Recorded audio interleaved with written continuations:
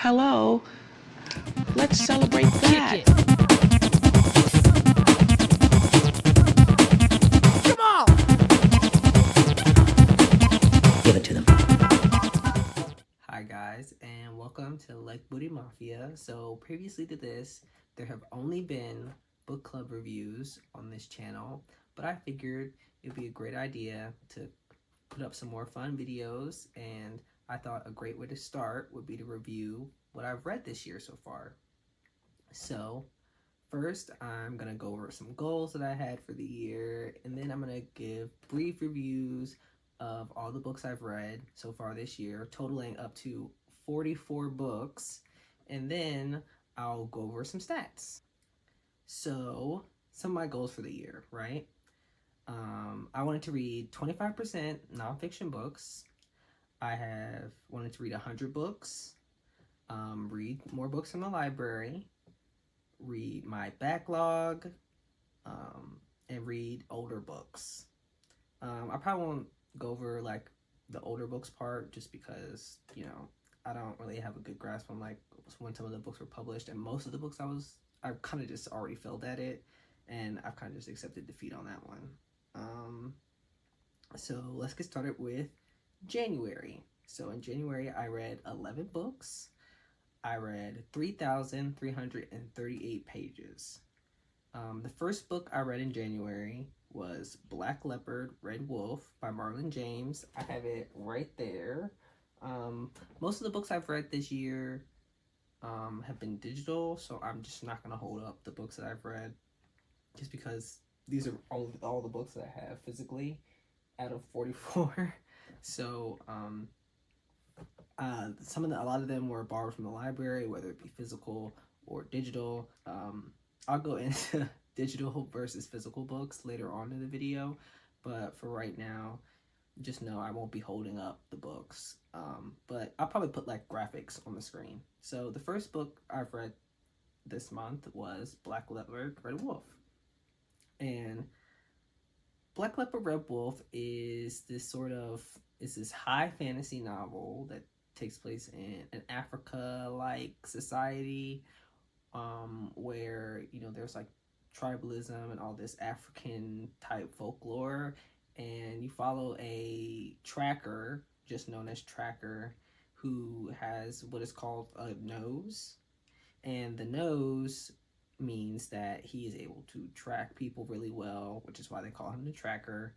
And he breaks away from his family early on in the book, and he sort of goes on this think like Aesop's fable kind of journey through the book. So the main plot of the book kind of centers around them looking for this child, and it involves the Tracker and some other characters. I think this book's main claim to fame is how queer it is, it being a queer adult fantasy, and I haven't read a lot of those, so it was really nice to be in a genre that I love, which is fantasy, and to have queerness written throughout the story, and it be sort of baked into the folds of the world.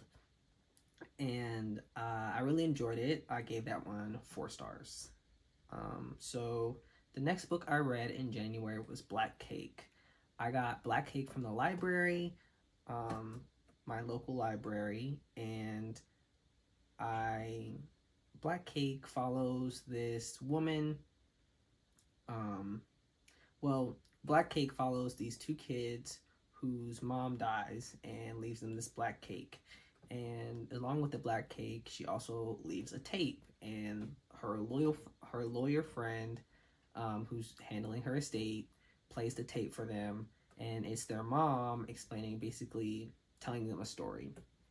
And as the story goes on, secrets about their family are revealed, and these 2 kids who are kind of estranged from each other sort of find how their mother's death kind of affects their life going forward from here on out.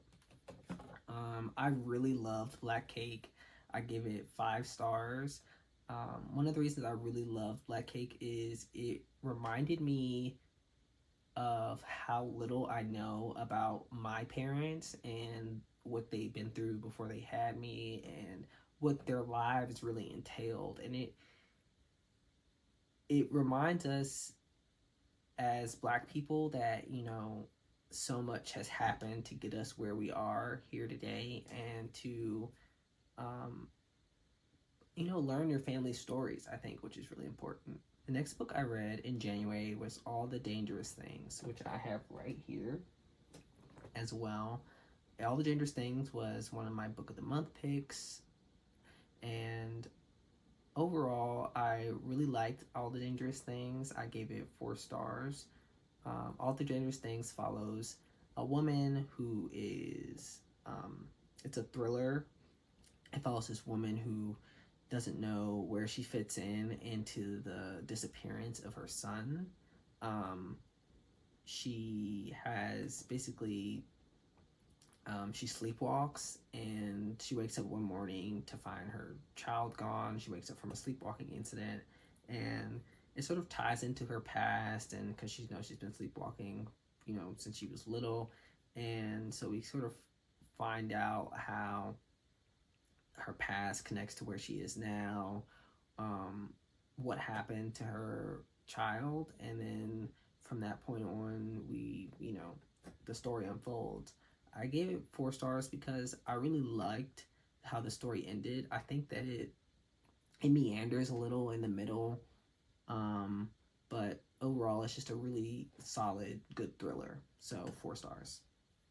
The next book I read in January was The Atlas 6. Now, The Atlas 6, I really liked. I enjoyed reading it. I gave it 3.5 stars. You might think, why did you give it 3.5 stars if you really liked reading it and you really enjoyed it? You kind of just have to read it to understand why I gave it 3.5 stars. The book is really fun. It follows these 6 people who get chosen for this elite society. I think it's the Alexandria Society. So it's kind of based off the Library of Alexandria, and I read this as part of my like journey into dark academia to kind of see if I really liked it. It reminded me of the show The Magicians, if you've ever seen that. So these 6 individuals, I think they're called medians in the book, in this series. So the medians all have like, there's like different sections and different and like different I guess what classes of medians, I guess you could say. And so there's 6 medians, 5 different classes. 2 of them have the same class, and so they're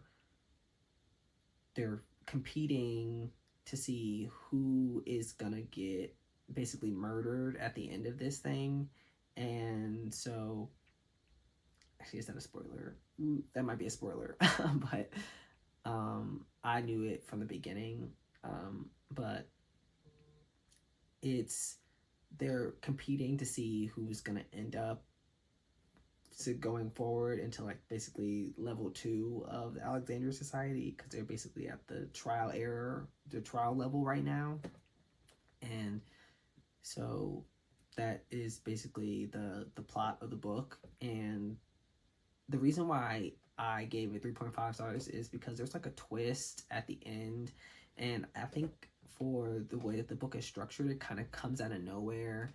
So for me, I think that that's why it kind of took it out for me. I mean, it really sets up the second book really well, but I think it kind of took away from my enjoyment of the first book. So I think I definitely will read the next one, which I think is the Atlas Paradox, and I think I'll keep going in the series, but for this one, I gave it 3.5.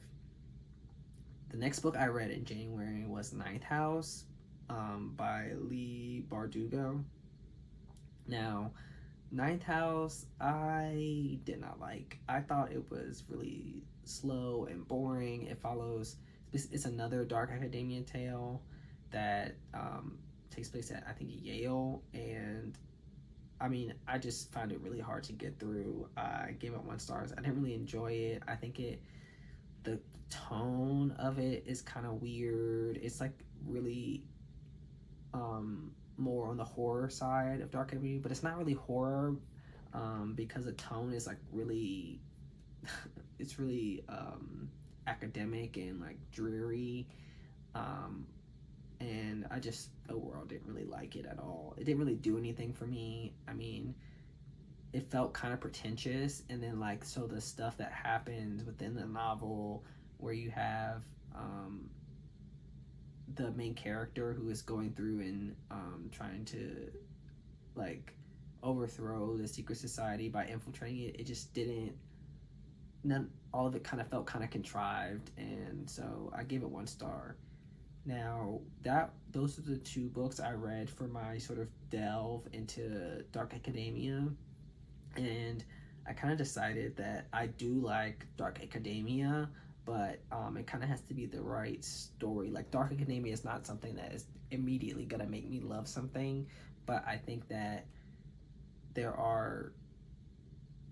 overall concept of dark academia, I do like that kind of setting, that kind of scholarly setting, and the way that a lot of these dark academia books I think are kind of written.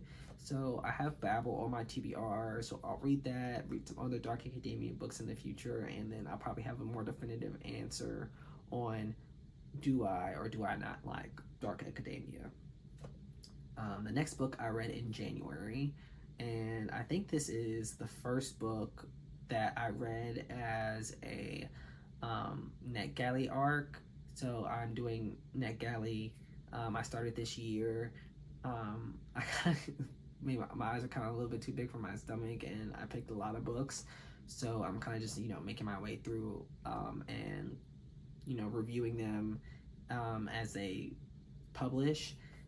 So the first one that I reviewed for this year was Confessions of an Indian Immigrant, and I gave it 4 stars. It's a memoir about a man who comes to America as an Indian immigrant to get a better life for his family, strive for the quote unquote American dream, and his journey throughout that, what his journey was coming over here, how the work proposition was, and how he sort of evolved into the successful person that he is today, and developing his family and everything.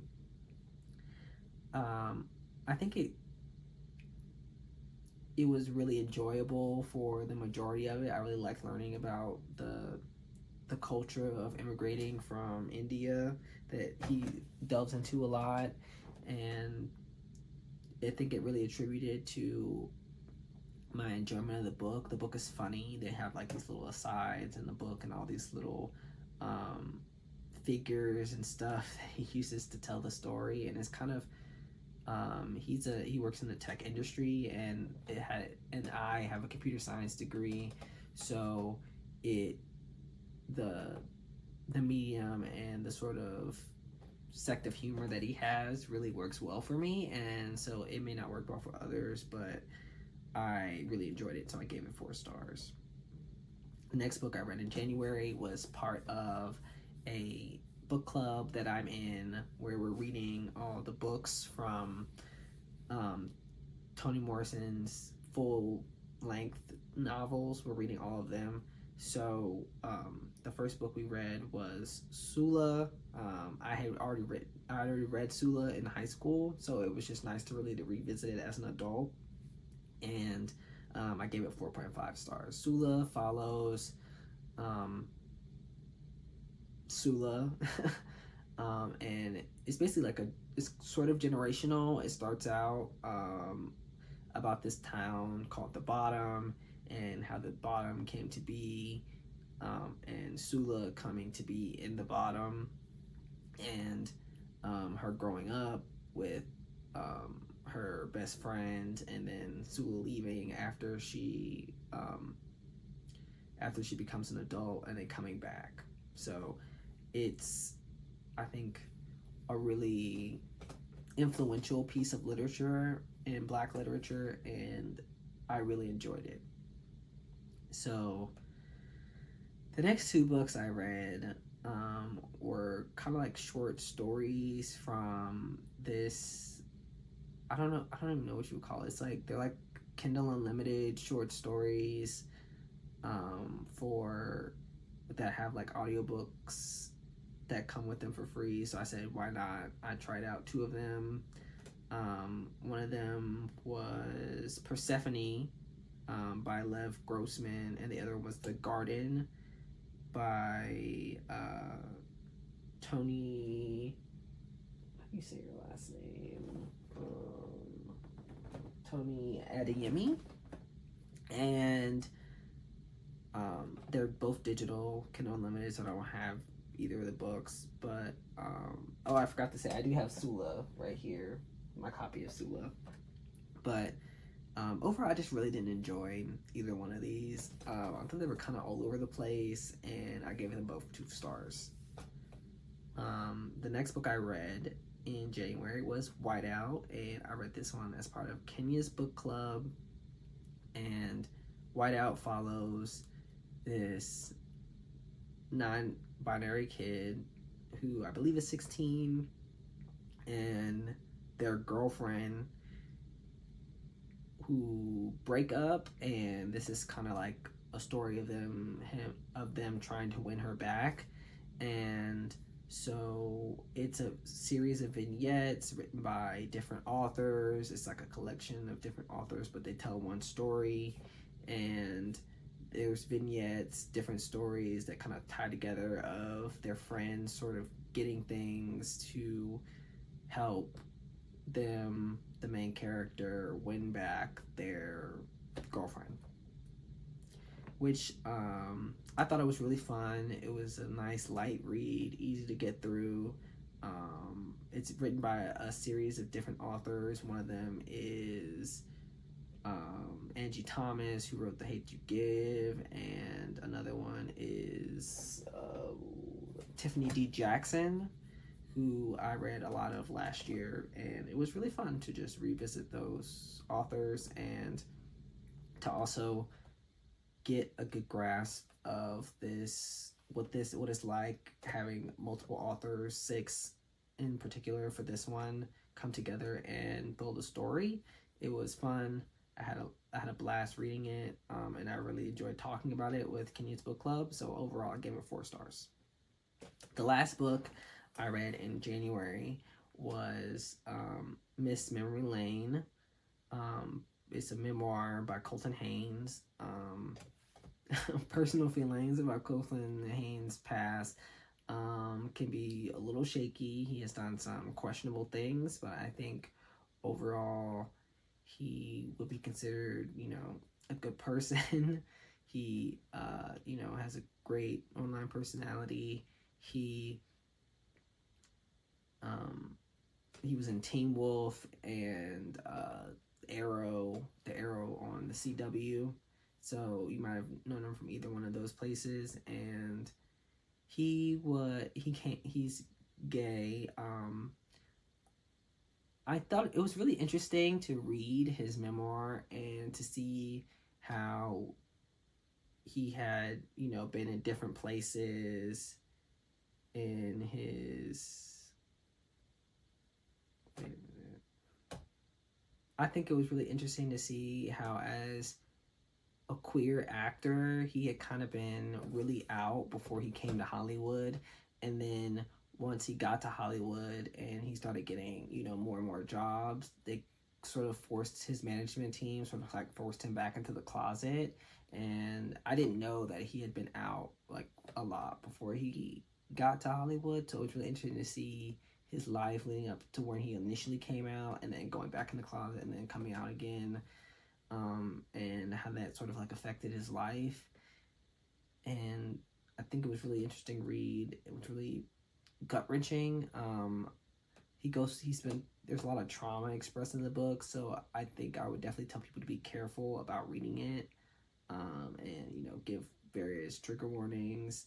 So it's not a book that I think everyone would want to read, but I think that I really enjoyed it, and that's why I gave it 4.5 stars. So February was, it's the shortest month of the year. I only read 8 books in February. I read 2,156 pages.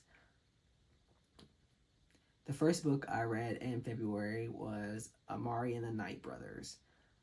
Amari and the Night Brothers is a story about this girl, this black girl named Amari, who brother has gone missing. She has an older brother who she's really close to, and he goes missing. And she, you know, after this, she kind of acts out of school. She ends up getting expelled, and she gets her scholarship revoked, and that's basically, for her, that means expulsion. And so she's sort of downtrodden, starts the summer, and then all of a sudden she finds out that her brother, who she was supposed to be missing, has left breadcrumbs and has left something for her to do over the summer. So she goes on the summer. She ends up going to this summer camp from her brother, who, you know, this magical summer camp, and you know, and her brother just wants her to relax and to, you know, enjoy this new experience, but secretly Amari is also looking for him. And I just really enjoyed Amari and the Night Brothers. It reminded me of the stories that I really loved when I was younger, and it made me want to recommend the book to my younger siblings and my nieces. So it was really hard for me to not give this 5 stars, and so I did give it 5 stars. I really loved it. The next book I read in February was Are Prisons Obsolete by Angela Davis. This was kind of a short read, but I think it was really necessary. I read this one as a buddy read with my friend JR, and one thing I realized is that Angela Davis is a pillar of the abolitionist community, and to read her work really solidified a lot of my views about abolition, and it really helped me contextualize my perspective on abolition, to the point that I would just really recommend this to anyone who wants to learn more about abolition and who wants to figure out where they stand on the spectrum of abolition itself. The next book I gave it 5 stars. The next book I read in February was Never Far From Home, which is a memoir about a man who it's about a man who is from the Bronx. I think Bronx. I don't know. Actually, it might be Brooklyn. So he's from Brooklyn, and he, I think in the 80s, and so he, you know, is, you know, on the poverty line. He's really struggling in Brooklyn growing up, and then he, all of a sudden, he sort of gets like this urge to, you know, go on and be more. So he goes to college after high school, and he does really good in college. He progresses, you know, further and further, and he eventually becomes a lawyer. And, you know, he gets into, you know,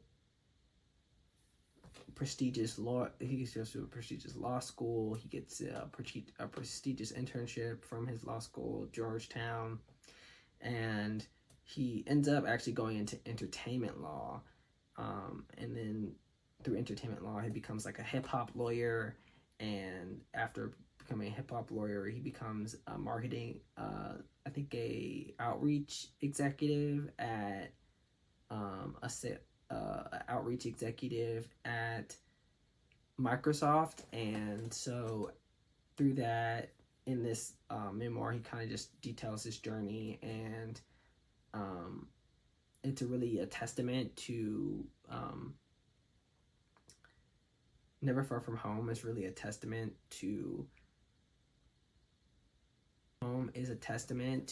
DEI programs, diversity, equity, and inclusion. And it's really about how important it is to see yourself. It's really about how important representation is in every field, and how it's important for people, especially kids in inner cities, to be able to see themselves as something, because it makes it easier for them to believe that they can actually do those things. So that, I mean, and overall, it was really well written, and I really got a lot from it. So while other people may not rate it as high as I did, I gave it 5 stars. The next book I read in February was A Pill for Promiscuity. Pill for Promiscuity is about the journey that our society has taken with PrEP, which is a preventative drug for HIV, and it sort of details how,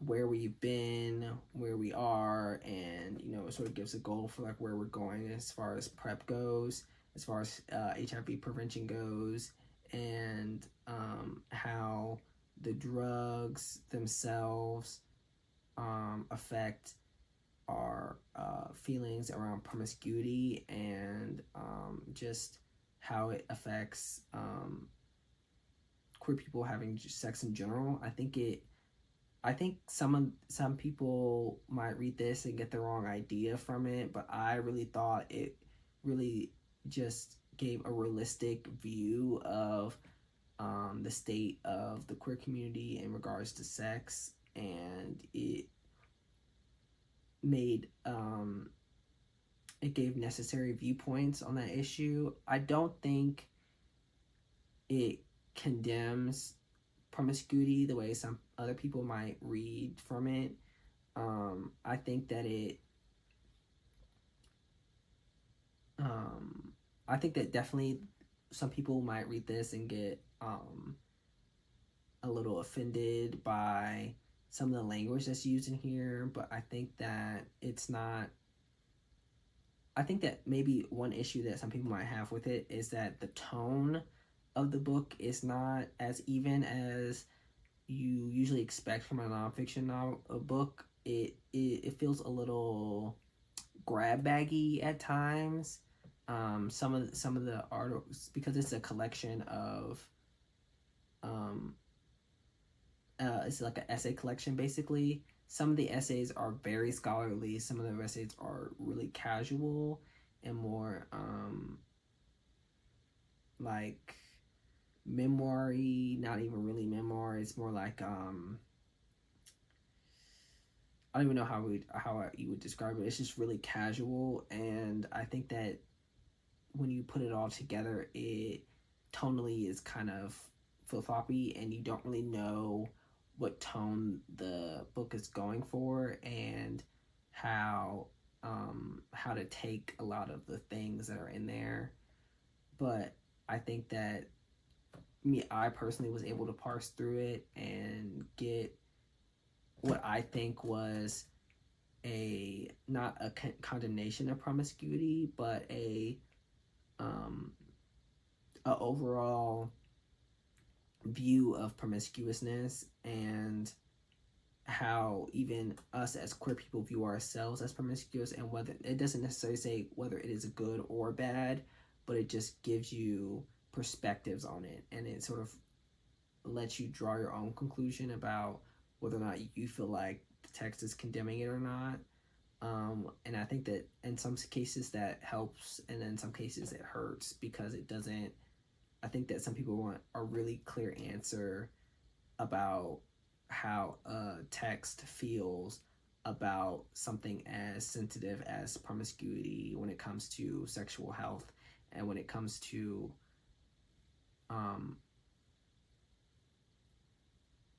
specifically HIV, because it's such a sensitive topic for the queer community.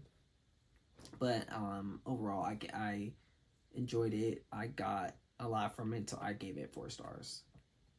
The next book I read in February was Tar Baby by Toni Morrison, which was the next book in the Toni Morrison book reading club that I'm in.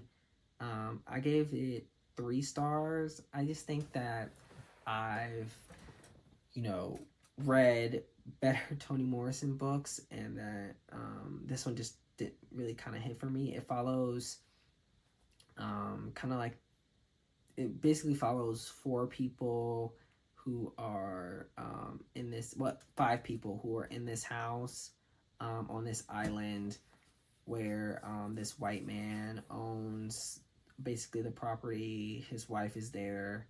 Then they have their, I guess 6. It follows 6 people because it's the white man who owns the house, his wife, their butler, their maid, who is the butler's wife. They're both black. The maid's niece, who is a fair-skinned black person who has a modeling career. And then there is another character that comes in, it's like kind of sprinkled throughout, and then he comes in full force, and who is a black man. And so they're all dynamics in this house on this island. And then eventually where this man kind of like just shows up out of nowhere, and these people's lives, I think it's close to the holiday, is sort of interrupted, and shenanigans kind of unfold from there. I wouldn't even say shenanigans. It's more like the soul food. If you've ever seen that movie, Soul Food, it's kind of like that dinner scene drug out over, a book. And I think that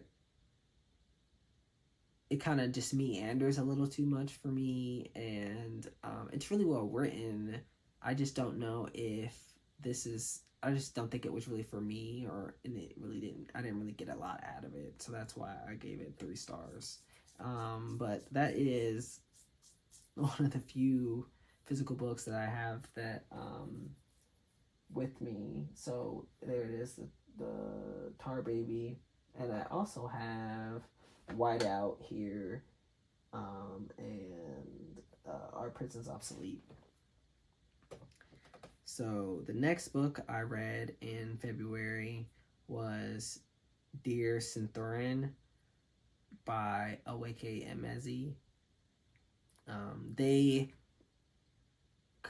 give us with Dear Centurion their memoir, and overall I really was just profoundly touched by Dear Centurion.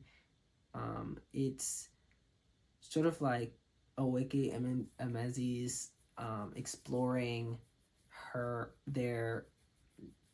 it's sort of Aweke Emezi exploring their journey with their own self-discovery, and how their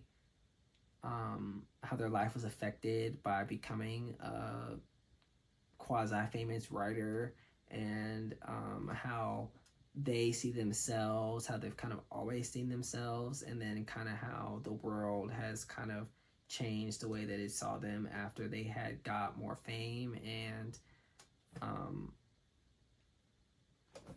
just their journey as a trans person, and especially within view of West African mythology and West African ideology, and where that puts them in their current self.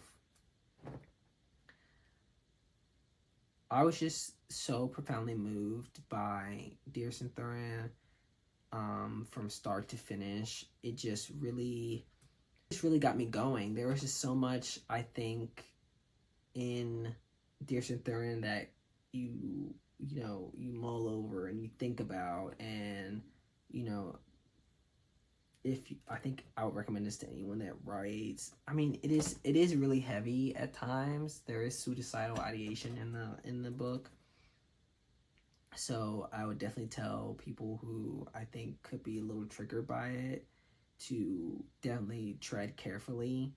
But overall, Dear Throne is just a wonderful, well-written, beautifully crafted memoir that just evokes deep emotion within you and takes you on a huge spiritual journey along with Owege to see how where they are. You kind of come to an understanding about what they've been through and how it sort of shaped who they are today. And I think that's just a really beautiful thing, and I'm really glad I read it. So I gave it 5 stars. The next book I read in February was Vagabonds. Now, Vagabonds and Dear Throne were both book club picks, and both those book club picks for the Leg Booty Mafia book club can be seen on the channel. So if you guys want, you could just go check that out. But Vagabonds is a series of vignettes about this series of vignettes set in Nigeria. It's speculative. It's speculative, so most of them are, have like a sci-fi fantasy tilt, and it was just a really fun, awe-packed read. And as someone who doesn't really know a lot of Nigerian mythology or Nigerian folklore, it was really nice to read these two back to back. It wasn't even intentional that they were paired together. It just kind of happen sometimes with the book club, where we have, because they're voted on polls, and we have 3 nonfiction and 3 fiction books in each poll, and then they kind of get picked. And then it so happens that both of these went so well together. They were both by Nigerian authors, and they both give you a perspective on Nigerian mythology that a lot of people don't have. So it was just really nice to read these two, especially back to back. And while I think that Vagabonds, because they're vignettes, they had a little less impact on me. There definitely are favorite stories that I have from Vagabonds that I think about constantly. So I gave it 4 stars. The next book and the last book I read in February was Highly Suspicious and Unfairly Cute by Talia Hibbert. This is her, I've told this is her first foray into YA. It follows a black girl and a black boy who were childhood friends, and then they kind of fell apart, and now they're kind of like rivals, and it's supposed to be like rivals to lovers. I really enjoyed it. I thought it was really fun. I enjoyed it cover to cover. I just think that I did have a little bit of an issue with how like the actual transition from rivals to lovers. I think it didn't really hit as good as I think it could have, and I think that's the main reason why I took off a little bit of a star there. So I gave it 4 stars. Next, we have the books I read in March. In March, I read 17 books. I read 5,105 pages. Now, if you do the math there, it might be a little weird that in January I read 11 books, and it was like 3,000, and then now here I am in March. I've read 17 books, but it's only 5,105 pages. I think that I just read a lot of short things in this month, specifically graphic novels. I just tore through a bunch of graphic novels, and a lot of them were for NetGalley. I just picked up a bunch of NetGalley graphic novels that I, really wanted to dig my teeth into, and I kind of did that. So The first one was In Limbo, which is a graphic novel memoir. I've never read a graphic novel memoir before, so it was really interesting to see how that medium sort of translates into a memoir type genre. I think it was phenomenal. I think that In Limbo is about this Korean American girl who is in America, and she's growing up, and she kind of deals very deeply with anxiety and depression, and it sort of explores her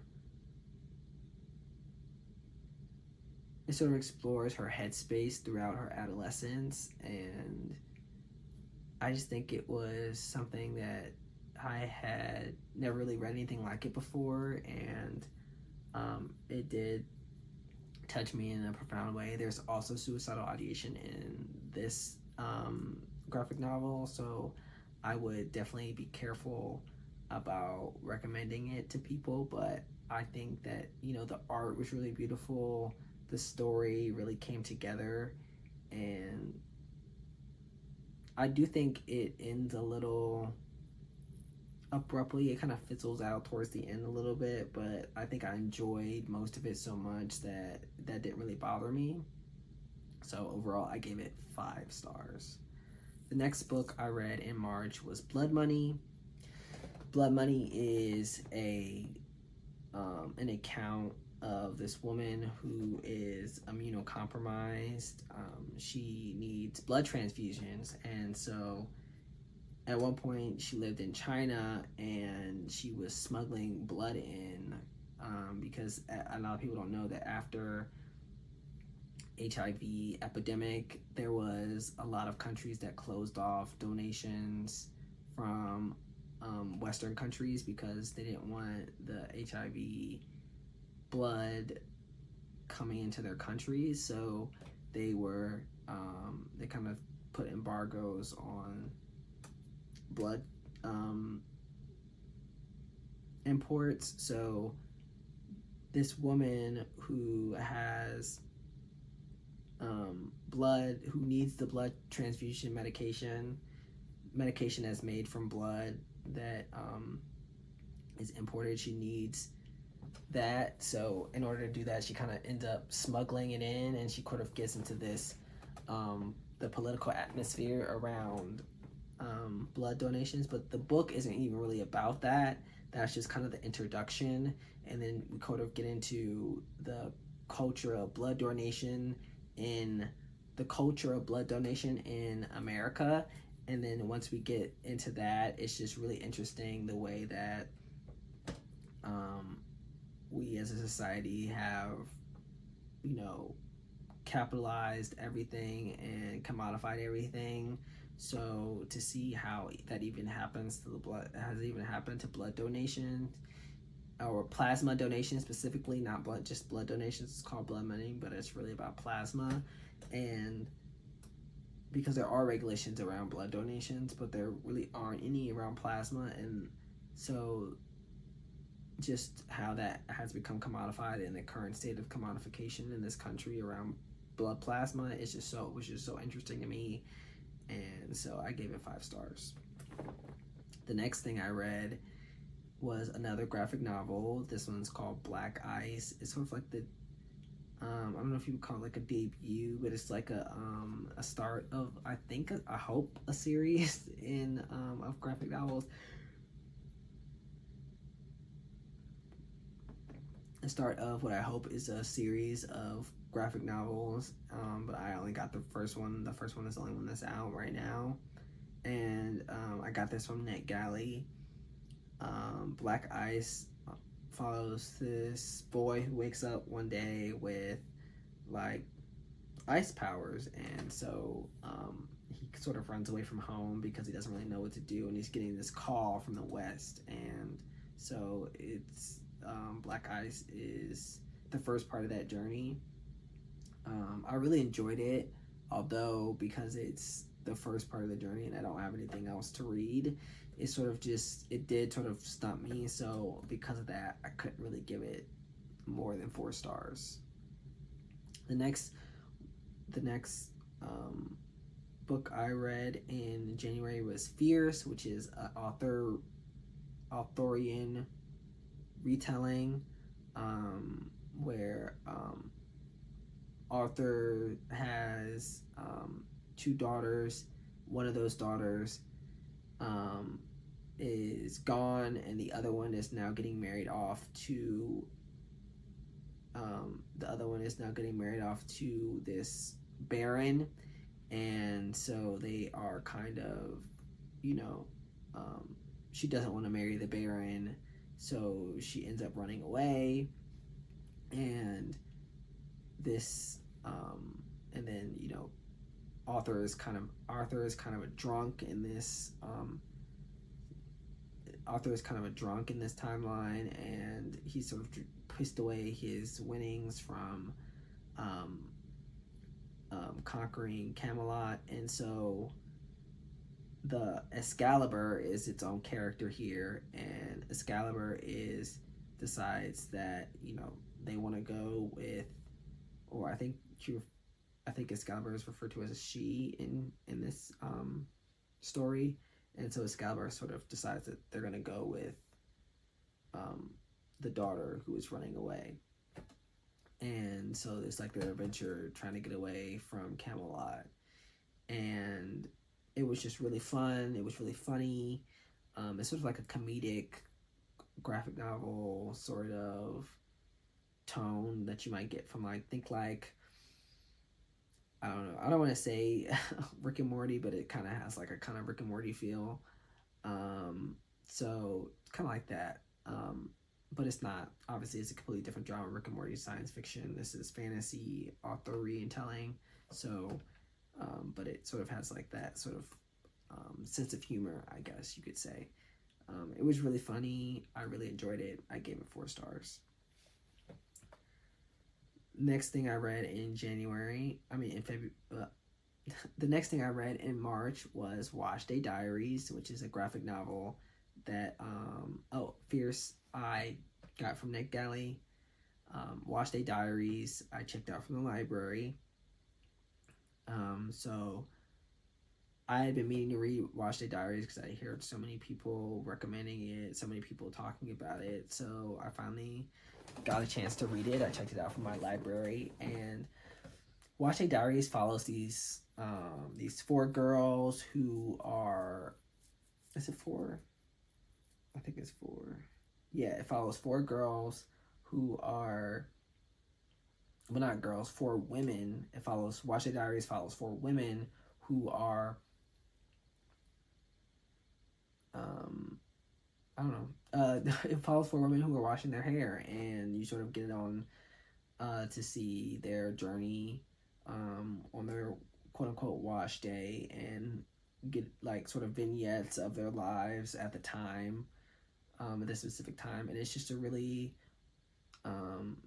cool sort of slice of life kind of read, and I really enjoyed it. I think it was just kind of my month of reading like different kinds of graphic novels, and I think it was really eye-opening to read all these different kinds of graphic novels, and to get a good breadth of what the medium can do as someone who has read really only fantastical type graphic novels up until this point. So I think that was really fun, and I had a great time with Wash Day Diaries. I think that because it is slice of life, and I don't know if it really is fair to hold it against it, but I kind of did feel like it was missing a little something, so I gave it 4 stars.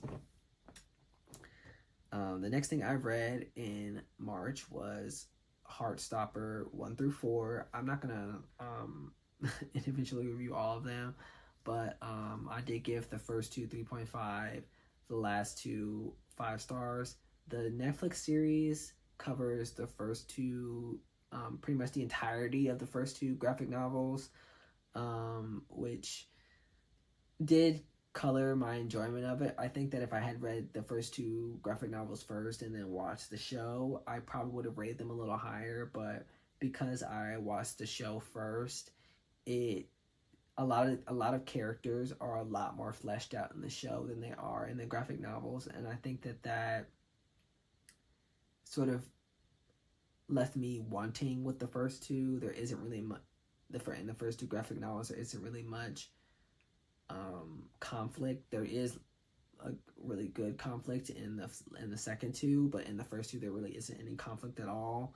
And I think that because it was just kind of setting up to where we get in the second two, I think that because it is just kind of setting up where we get to in the second two, you do end up kind of missing out on a lot in the first two, and they sort of feel a bit hollow, which is why I gave the first two 3.5, and I gave the second two 5 stars, because it does really, once you get to that third graphic novel, it sort of really hits a stride and really gets going. There's conflict, there's emotions that are tied into it. So the first two definitely feel like a setup for the second two. The next thing I read in March was Thorns of Chaos, which was another NetGalley read. Oh, and I forgot to mention all 4 volumes of Heartstopper I checked out from my library, and the first two I read electronically, and the second two actually I got physical copies from my library. So the next thing I read in March was Thorns of Chaos, which was a NetGalley read. And Thorns of Chaos is a fantasy novel where I still don't have a really good grasp of if there are fairies or not. They kind of just use the word fairy. It's stuff that has like that Scottish tint to it, where words have like different, there's like different spellings, different words, so you don't know if they're supposed to be pronounced a certain way. But overall, I really did enjoy it. It's about this, well, all of the fairies, but I think they are from a place called Fae, so they're not called, I forget what they're called, but the beings, the supernatural beings in this book, all have wings, like feathered wings. Think like an angel, basically a stereotypical image of an angel, but like the wings are different colors and like more like bird colors. So like the wings are bird colors, but or think like Maleficent, from like the Maleficent reboot movies, where they're kind of like, and then in the second one there's like a whole like race of these, basically what the feather winged fairies. That's kind of what they were like, except without the horns. And so our main character is one of these winged beings, and they kind of get into a war with like the more human type people, and because they praise like all these gods, but the human type people believe that their god is the one true god, and that basically they're like sinners. And it's kind of like this allegory for queerness in a way. Think like X-Men. Thorns of Chaos was 4 stars. Read in March was Delicatus. Delicatus is a historical fiction novel about a child slave, which were called Delicatus, in ancient Rome, and this child slave, about this child slave's rise in the ranks of the higher society of ancient Rome. This is around the time of this is during the reign of Nero, and Nero had his certain proclivities. I don't know how much of the story was real, or how much of it was made up, but I think that overall it kind of just added to the lore of the story for me. I really enjoyed how historically accurate a lot of the aspects, or at least seemingly historically accurate. A lot of the aspects of the Roman society were, it just felt like it was really well researched, and it was really immersive into the world of ancient Rome. So overall, that really increased my enjoyment of the book. This was a Book Sirens arc. I really enjoyed it. I gave it 4.5 stars. The next thing I read in March was Blink. Blink is a science fiction novel. It's kind of in the vein of a Blair Witch Project. This woman feels completely and utterly drawn to this housing development. Her and her friend break into the housing development, and then the rest of the story is them trying to escape. And throughout, while breaking out, she learns more and more about herself, more and more about her family, and more and more about the situation in which she was conceived and how she kind of got where she is today. It was really surreal. It was really action-packed.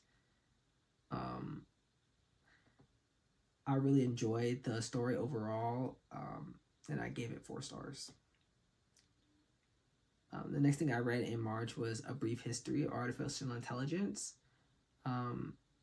This history may have been a little too brief for me personally. Overall, I enjoyed reading it, but I didn't get as much out of it as I would have liked to. I think that because I have a degree in computer science, it just kind of, a lot of what might make it more accessible to other people just made it kind of a little bit flat for me. So overall, I gave that one 3.5 stars. The next thing I read in March, and probably would be one of my top books of the entire year, was Fat Off, Fat On by Karkisha Kim. Karkisha gave us something really special with this memoir. It is so relatable, so easy to get into. Karkisha's writing is so conversational, and her writing is so interpersonal. It really sucks you into her, to who she is in the moment that she's writing in. And you should have followed Karkisha through her adolescence, into her adulthood, into who she is today. And we get her story of breaking away from her familial abuse, out of the trenches of fat phobia, and out of the trenches of biphobia, and coming to terms with who she is as a dark-skinned, black, fat woman. And I think that reading it just spoke so much to me, and I know that other people really related to it as well. You can catch the discussion of that in our Leg Booty Mafia March meeting. We talked in length about it. We talked so much in length about it that we had to do that one book by itself instead of doing both of the books in the same live session. So really check that out. Really proud of the discussion we had about that one. I really enjoyed it. 5 stars. The next thing I read in March was Song of Solomon by Toni Morrison. This is the 3rd Toni Morrison book we're reading in our Toni Morrison book club. Song of Solomon is about the dead family. Was the name of a family is Dead, and they are the 3 generations named Macon. We follow the 3rd Macon, Dead. He is through his early adolescence all the way up until his early to mid 30s, and he is coming to terms with the history of his family. He is in search of a purpose in life. His dad kind of got it out of the mud, and now he is kind of searching for where he fits into the world. He have Toni Morrison is in rare form. You know, we have this really good cast of characters. This interfamilial drama. There is a bit of emphasis on incest in here, which was interesting. You know, the impact of colorism in Black families and Black community, the impacts of racism, because, you know, it takes place from the 1910s up until the 1960s, and we are in the midst of all the things that happened throughout that time period, the kind of mental state that Black people were in at the time, given everything that they were struggling through and all the things that were happening to them. So for that one, I really enjoyed it, gave it 5 stars. It may end up being one of my favorite Toni Morrison books, but we'll have to wait until the end of the year to see if it ends up being that. The next book I read in March was An Unkindness of Ghosts, which was the second book in the Leg Booty Mafia book club. So for the month of March, An Unkindness of Ghosts follows our main character who is on a ship headed for humanity's new home in the galaxy, and on this ship, on the voyage, they are slavery has been reinstated, and our main character is a slave, and we're following them as they try to move up and out into society, because they are, you know, the decks, and the lower the deck, the poorer you are, and they're on a low deck, so they're going up and literally up and out to salvation. And I really enjoyed An Unkindness of Ghosts. I think that it has a really interesting perspective on this sort of futuristic Afrofuturism kind of slave narrative kind of that River Solomon is telling here. And she finds a way to tell the story and to invoke emotions without being too brutal. It is something I'll remember seeing from this forever. I think that there are parts of it that are a little hard to understand. I mean, it gets kind of in the weeds with the explanation of the science around the space travel, and I think that because of that, I got, you know, a little bit lost at times. I think that in the end, it kind of leaves a little bit too much up in the air for me personally, but I really did have a great time with it, so I gave it 4 stars. The last book I read in March was Amari and the Great Game, which is the second book in the Amari series that I started with Amari and the Knight Brothers. I don't want to give away too much about what Amari is about, but basically she now is coming to terms with who she is as a magician, and coming into her powers in the magical world, and setting up for herself to be she's kind of been thrust into all this responsibility, and she's sort of taking it in stride and coming to her own. So there is a cliffhanger at the end of this one. It just makes me really thirsty, really hungry for the next one. Unfortunately, it's not out yet, so we'll have to wait and see what happens there. But all right, another amazing entry, 5 out of 5 stars. Okay, so now I'm going to go into what I've read in April so far. Now, this is not all of April. As of filming this, it is April 16th. So I just wanted to, because I'm filming it so late into the month, I just wanted to go ahead and give you what I've read in April so far. So far in April, I've read 8 books. I've read 1,806 pages. The first book I read in April was Spellbound.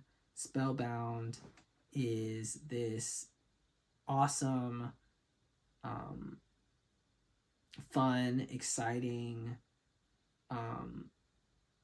YA fantasy about this boy who gets kicked out of his grandmother's house after his grandmother dies, being essentially cut off from magic because he himself cannot do magic. And it's sort of his journey back to magic, his by any means necessary. He creates these devices to help him as a non-magical person interact with magic, which is against the rules of this basically the government in the magical world, in this world, which is called the Consortium. And it's really about, bucking against the rules and making your own path. And there's this really awesome queer romance in it as well that, it just fires on all cylinders for me. And for that reason, I gave it 5 stars. The next thing I read in April was The Common Line.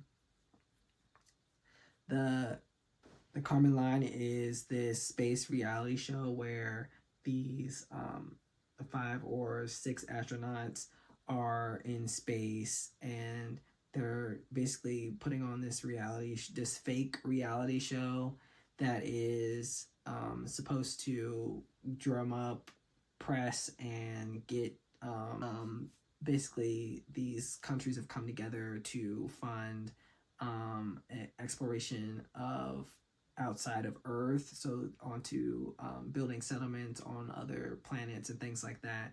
It ends up becoming a thriller whereby one thing goes wrong and then it kind of just snowballs from there. So for the most part, I was enjoying it. I think that some of the characters in it are kind of flat and stereotypical. I think that one of the American astronaut being the characterizations of her, particularly in contrast to the other astronauts, really leaves a little bit of a bad taste in my mouth. And I think because of that, and because of how it ends, it kind of got a little lost for me, and for that reason I gave it 3 stars. Spellbound and The Common Line were both NetGalley arcs that I got. The next one, Brancusi versus the United States, was also a NetGalley arc. This one is historical. This one is sort of art history, where it tells the story of Brancusi, who is a sculptor, and he is importing a work to the United States when he is taxed. At the time, art was not taxed at import only, but his sculpture was marked as manufacturing. So he sues the United States to get his work classified as art. That way, and then the tax can be lifted. So I had no idea that this case even happened in art history, so it was really interesting to read about it. Brancusi's case comes at a pivotal time in modern art, whereas modern art was kind of breaking away from this strict imitation of life and sort of becoming its own thing, and where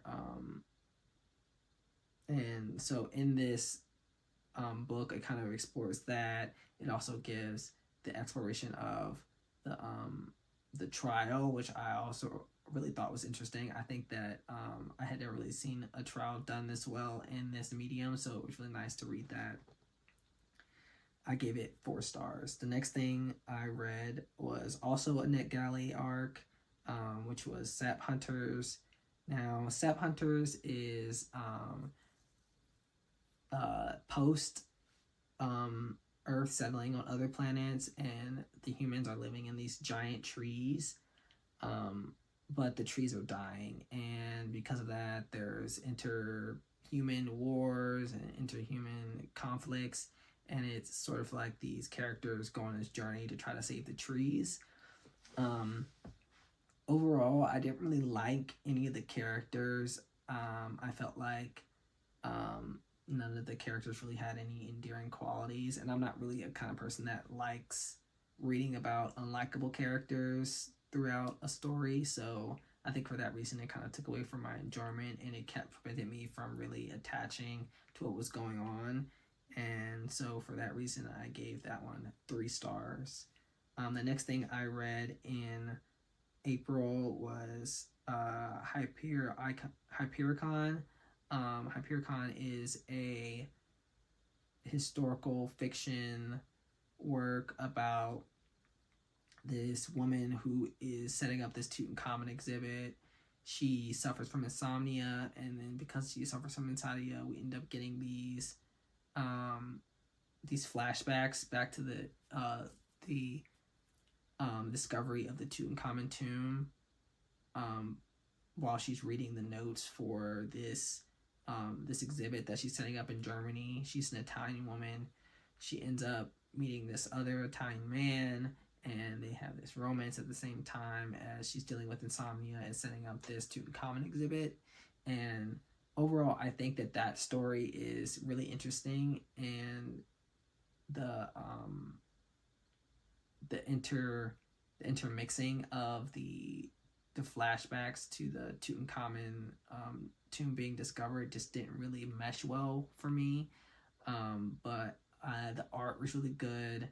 I really enjoyed the present historical present part of the story, where we're in Germany in I think the 80s, and cell phones, maybe the 90s, and cell phones are really just coming out, the big brick ones, and I think the wall is still up, and we are exploring Germany through that lens, and the relationship she has with the other Italian man, which is I wish was just the sole focus of the story.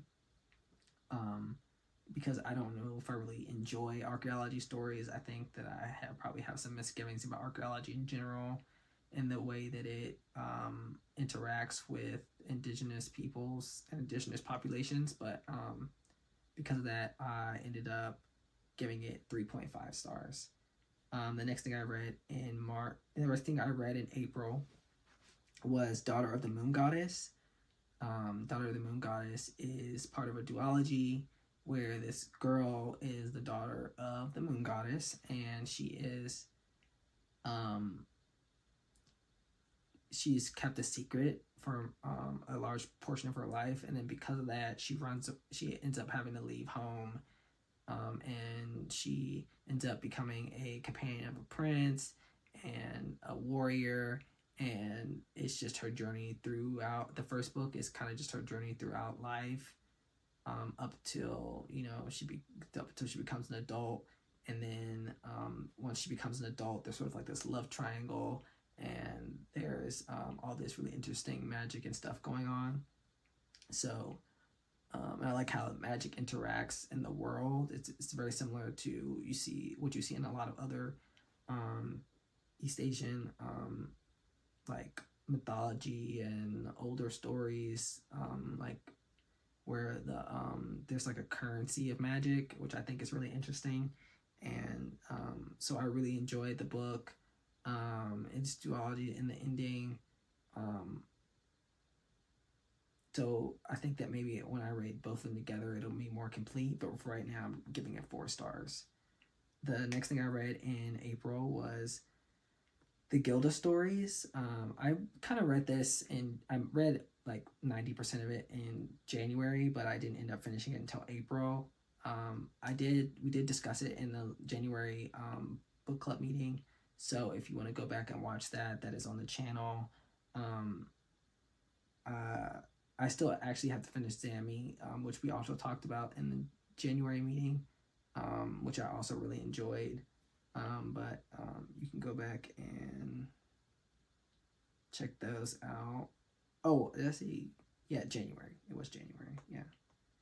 And then, Guild of Stories follows a slave who becomes a vampire, and then her vampire journey through the years and even into the future.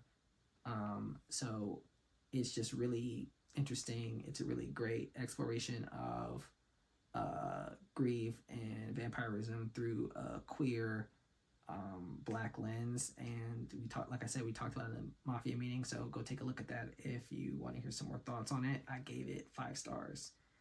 The last thing I've read so far in April was the Kaiju Preservation Society. The Kaiju Preservation Society is about this guy who loses his job and ends up getting a job with the government, and where they preserve kaijus. And I think that it's going for this sort of like action comedy sort of tone, which I don't know if I really like a lot in my science fiction. I think I prefer my science fiction to be a little more in depth, to have a little more substance to it. And I think because of that, it kind of kept me from really engaging with the story on a level that would have increased my enjoyment. And then so for that reason, I gave it 3.5 stars. All right, so now let's get to the wrap up. The total books I read this quarter were 44. I read 12,501 pages. Going back to my goals, I wanted to read 25% nonfiction. I wanted to read 100 books. I wanted to read more from the library. I wanted to delve into my backlog of books that I already own, and I wanted to read older books.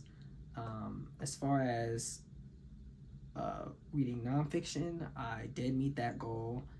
11 of the 44 books that I meant to read that I read in this quarter are nonfiction, so that gets me to my 25% exactly. I read 13 fantasy books, 5 literary fiction books, 1 thriller, 6 memoirs, 2 short story collections, 5 history books, 5 romance books, a contemporary fiction book, a historical fiction book, and 5 science fiction books. So as far as the market for the books, I read 32 adult books, I read 10 YA books, and I read 2 middle grade books. Now, for the part where I didn't really do so well, I only 4 of the books that I read this year were books that I had previously owned before the year started. I borrowed 12 books from the library, and 28 books that I read this quarter were books that I either bought or books that were given to me.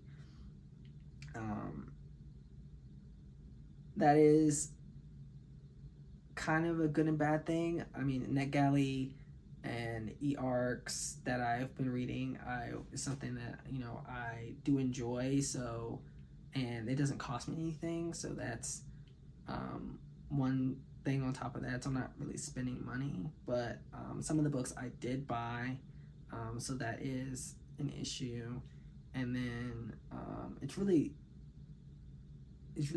really more daunting to me is how little books I'm reading. That out of my overall total of books are books that I already owned. I think I'm not really achieving my goal of getting to my backlog, so I'm gonna try to focus in the next quarter on really reading books that I already own and not getting any new books. I have less books coming up from NetGalley, so that's one thing. And I'll definitely try to read the books that I already have before I read new books. Overall, I did enjoy a lot, majority of the books that I read this year. So was that 32 of the books that I read this year were at least a 4-star, which is amazing. So that is a good on that. And then 15 of the books I read were physical books, 6 books were audio, 9 books were digital, and then 14 of those were graphic novels. So I read 30 regular books, 30 graphic novels, and then the digital and the physical are not inclusive of the graphic novels. So I decided to put those in a separate category because I think it tells me a little bit more about what I'm reading than if I had them included in the other ones. So that is my wrap up for this quarter. I hope you enjoyed the video. If you did, feel free to give it a like and a comment, and come back for more videos. All right, have a good one.